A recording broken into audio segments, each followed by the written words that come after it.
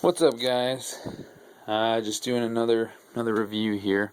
This time it's gonna be of my Ruger 1022s. These aren't new by any means. I've had these rifles, both of them, about I'd say a little over a year. My first purchase was this one right here. This was the Hawkeye, and I fell in love with it so much I had to go out and get my fiance one. That's hers right there.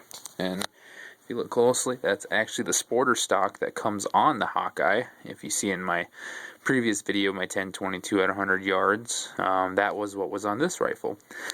This one is sporting a new Knoxx Black Axiom adjustable stock. Alright, get down here. Both these guns are amazing. I love 1022s. I love everything about them. I think they're a gun that everyone should have if they already don't. Great guns to learn on, great guns to plink around on.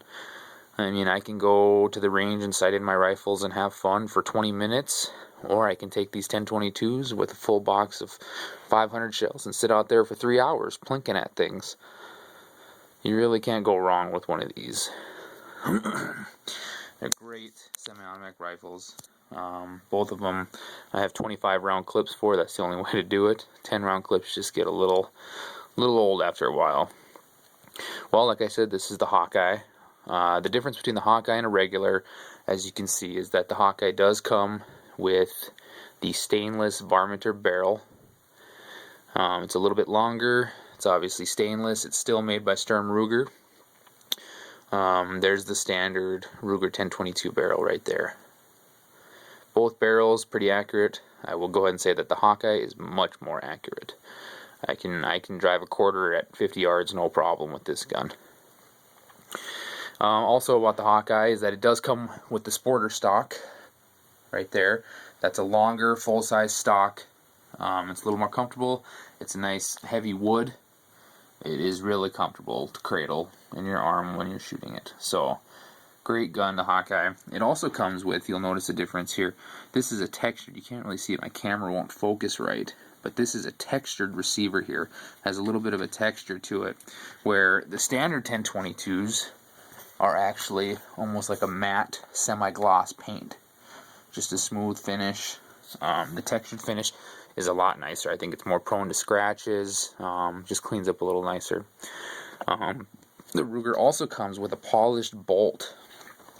Weird enough, that is something that does not come standard. Most Ruger 1022s, basically, you can almost see the machine marks on most of the 1022s on the bolts.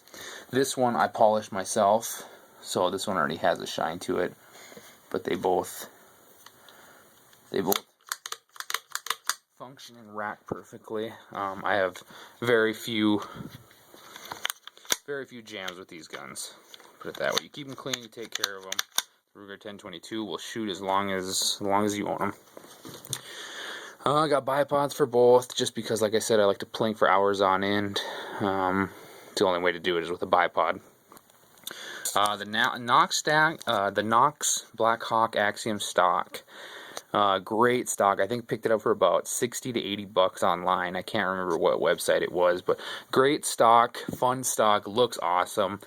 I'm going to go ahead and say that I don't care for it though. Honestly, the sporter stock was an awesome stock. It felt comfortable. Same with the Knoxx, but the Knoxx is so light.